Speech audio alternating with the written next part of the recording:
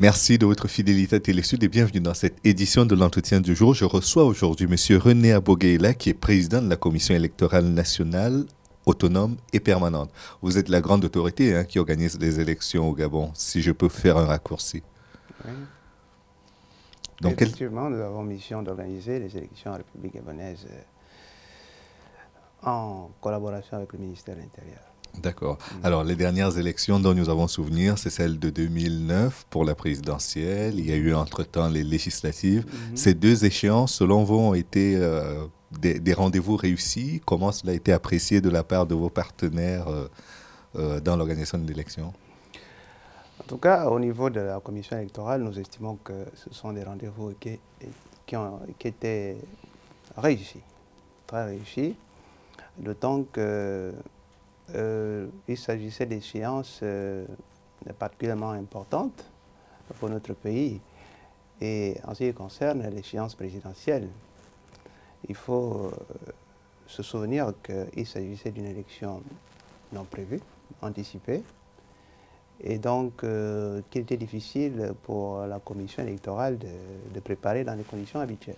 D'autant plus qu'il s'agissait du décès du président Ali Bongo, du président Omar Bongo, auquel a succédé Ali Bongo par la suite. Donc c'était des conditions aussi très difficiles pour le Parti démocratique gabonais et pour l'administration en elle-même. En tout cas, en ce qui concerne la commission électorale, il s'agissait d'un défi majeur qui a été admirablement relevé, puisque dans les délais constitutionnels, nous avons donc pu organiser cette élection sans heure. Pour l'élection des députés de cette année, là également, nous estimons que ça a été un grand succès pour la commission électorale, qui, à cette occasion, encore une fois, fait preuve de la, dirais-je, efficacité du système électoral en place, dans la mesure où on peut se souvenir également qu'il s'est agi d'une échéance qui s'est préparée dans des conditions assez difficiles. Il y avait eu une campagne pour la non-participation des citoyens et de certains partis.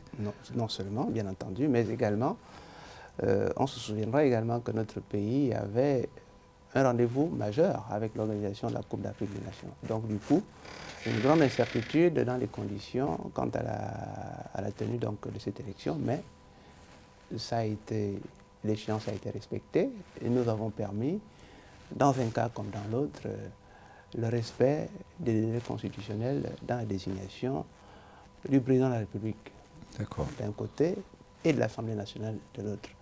Au regard donc de ces éléments, nous considérons qu'il s'agit pour la commission électorale d'incontestable succès. L'une des réclamations de l'opposition, malgré le bon déroulement des deux échéances dont nous venons de parler, était le vote avec l'introduction de la biométrie. Il y a eu plusieurs chapelles. Est-ce qu'aujourd'hui, le Gabon a déjà choisi la voie qu'elle va suivre en la matière? Est-ce qu'on pourra passer à la biométrie pour les prochaines élections?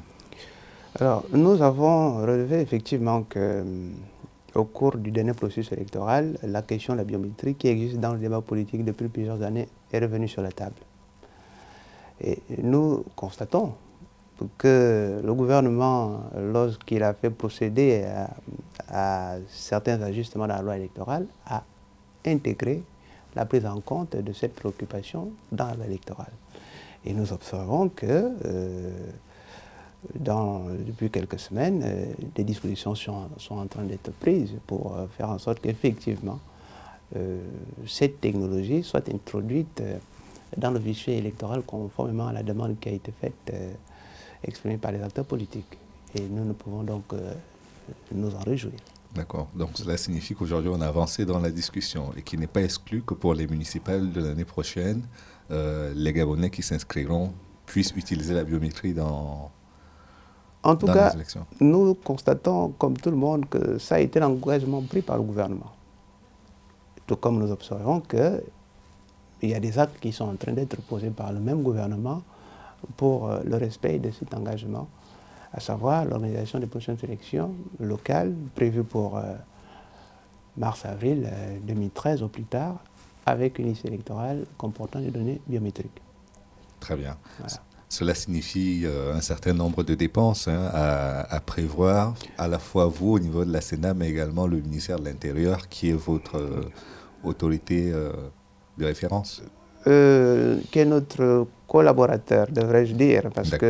que nous avons au Gabon une commission électorale qui est indépendante du ministère de l'Intérieur, qui collabore à l'action du ministère de l'Intérieur. Oui, bien entendu, c'est la contrepartie, c'est la condition. C'est la condition pour qu'effectivement cet engagement qui a été pris par le gouvernement soit respecté. Nous comprenons que le gouvernement s'est certainement organisé pour prendre toutes les dispositions qui s'imposent pour faire en sorte que cet engagement soit tenu, y compris en prévoyant les moyens de sa concrétisation, y compris financière. D'accord.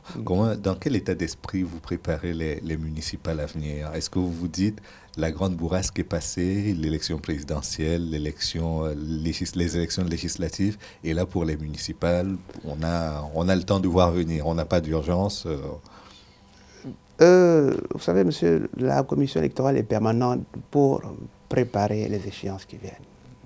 Et la commission électorale s'efforce de préparer ces échéances en étant préoccupée uniquement par le souci de respecter la loi et d'assurer l'organisation de l'élection dans les meilleures conditions possibles. Donc, nous ne pouvons pas simplement nous réjouir du bon déroulement des processus passés, comme je l'indiquais, mais nous avons également le souci de voir ce qui n'a pas toujours été bien fait au cours de ce processus. Et nous travaillons donc à l'amélioration de nos méthodes, de notre travail, à la réévaluation de nos processus pour faire en sorte donc, que les élections qui viennent se préparent et s'effectuent dans de bonnes conditions. Et quelles leçons vous avez pu tirer déjà des précédents rendez-vous électoraux? Précédents rendez-vous électoraux, il y a un certain nombre d'observations qui ont été faites effectivement par la commission électorale. Alors, ces observations, je peux en retenir 2 ou 3. La première, il y a un travail de préparation des acteurs politiques. Parce que nous avons trop souvent le sentiment que les acteurs politiques s'occupent de la politique, ne se préparent pas suffisamment au plan technique à s'impliquer dans le processus électoral. Et donc, nous exhortons les acteurs politiques à penser à leur implication parce qu'ils sont gestionnaires des processus électoraux dans le cadre de la commission électorale. Et nous espérons que pour l'échéance à venir, ils sauront prendre toutes dispositions pour être effectivement utiles dans la gestion de ces processus électoraux. Le deuxième élément, c'est certainement un travail de sensibilisation qui n'a pas, semble-t-il, été suffisant. Il faudrait sensibiliser les compatriotes sur le déroulement des opérations électorales, ou ne serait-ce que pour ceux qui sont candidats, sur les meilleures conditions qui leur permettraient de s'insérer dans le processus en tant que candidat. Donc, il y a un travail de sensibilisation à faire également à ce niveau. Et enfin, un travail de formation encore à effectuer, à accentuer en ce qui concerne le travail des scrutateurs. Donc, le tout pour nous permettre d'avoir des processus qui soient gérés de façon plus professionnelle et donc plus efficace. Comme je vous le disais tout à l'heure, vous avez l'année 2012 pour préparer les municipales de 2013, mais au Gabon, comme partout ailleurs, l'un des grands enjeux, c'est celui de l'abstention. Est-ce que vous pensez que pour 2013, vous pourrez mobiliser aussi bien les électeurs que les partis pour que le rendez-vous soit populaire? Là encore, c'est la question de l'abstention. J'ai fait référence tout à l'heure à l'action des acteurs politiques. Nous pensons que la question, il ne revient pas à la commission électorale de mobiliser. Ce n'est pas une compétence qui est confiée à la commission au terme de la loi, mais nous observons que la Constitution prévoit que les acteurs politiques concourent à l'expression du suffrage des partis politiques. Donc, les partis politiques ont aussi un travail de sensibilisation et donc de mobilisation en fin de compte. Et donc, nous pensons, nous souhaitons en tout cas, que de ce point de vue également, les acteurs politiques soient un peu plus actifs pour faire en sorte que ce fameux phénomène de l'abstention soit moins effectif, en tout cas pour l'élection qui s'annonce. Il participe avec vous quand même à la préparation de l'échéance et en les aiguillant, peut-être que cela permettrait également qu'ils soient plus réactifs au niveau de la population. Dans tous les cas, il faut savoir que les partis, je l'ai indiqué tout à l'heure, les partis politiques, les acteurs politiques sont co-gestionnaires du processus électoral parce que les acteurs politiques sont à la commission électorale. La commission électorale est composée de deux grandes familles politiques, la majorité, l'opposition, et donc ces représentants au niveau de la commission ont également mission de relayer les messages qui viennent de la commission au niveau donc de ces familles politiques. Et nous pensons, nous espérons en tout cas, que la classe politique saura se faire le relais de ces messages que nous diffusons, que nous émettons dans ce domaine également à travers les représentants qui sont avec nous au niveau de la commission électorale. D'accord. Et si aujourd'hui il y avait deux choses que vous pourriez, au niveau des différentes administrations qui concourent à la préparation des élections avec vous, qu'il s'agisse de la Cour constitutionnelle, qu'il s'agisse du ministère de l'Intérieur ou encore des différents partis politiques, s'il y a un regret que vous auriez à exprimer concernant les précédentes élections, ce serait lequel?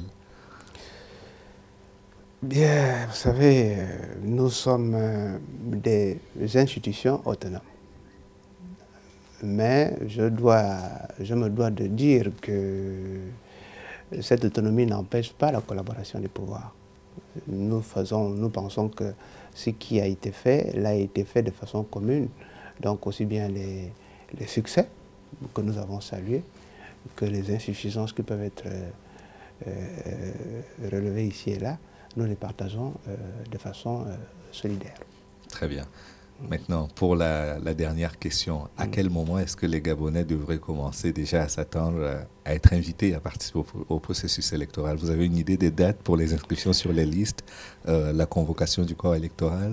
Bon, en ce qui concerne les inscriptions sur les listes électorales, le processus d'enrôlement, parce qu'il s'agit d'une remise à plat du fichier électoral avec l'adoption de la biométrie, nous allons suivre les communications qui viennent de ce point de vue-là du gouvernement. Mais tout laisse à indiquer que dans les semaines et les mois qui viennent, les opérations d'enrôlement vont se mettre en place. S'agissant de l'élection, la date, l'échéance de son organisation est prévue par les textes qui situent cette échéance au plus tard au milieu du mois d'avril 2013. Autrement, l'élection des conseillers locaux doit se tenir conformément à la loi au plus tard au milieu du mois d'avril 2013. Et l'échéance devrait être respectée? Elle sera respectée. Merci beaucoup, Monsieur le Président. Je rappelle que vous êtes président de la Commission électorale nationale autonome et permanente. Monsieur Aboguela, ça a été un plaisir de vous recevoir. Merci également. Et merci à vous d'avoir suivi l'émission jusqu'à son terme. Rendez-vous demain pour une autre édition de l'Entretien du jour. À bientôt.